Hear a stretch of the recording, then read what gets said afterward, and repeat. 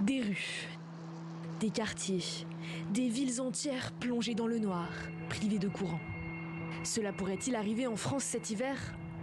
Si EDF s'est engagé à remettre en marche la moitié de son parc nucléaire, pour le moment à l'arrêt, depuis plusieurs jours, le mot d'ordre du gouvernement français reste le même.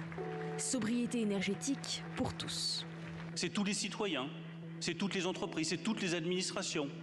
Nous devons consommer moins d'énergie chez nous, dans les transports, dans les commerces, dans les entreprises, dans les administrations.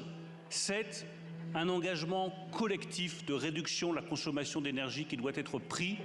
Si le gouvernement affirme que tous les leviers ont été activés pour passer l'hiver et ne pas faire baisser la productivité française, plusieurs pistes sont tout de même à l'étude pour faire face à une éventuelle pénurie d'électricité. Les entreprises, fortes consommatrices, seraient les premières visées, selon Elisabeth Borne. L'État pourrait, contre indemnisation, couper leur approvisionnement. Et si ces coupures industrielles ne suffisaient pas, les particuliers pourraient, eux aussi, être concernés. D'abord par une baisse de tension de 5% sur l'ensemble du réseau, ou même par des coupures d'une durée de 30 minutes à 2 heures.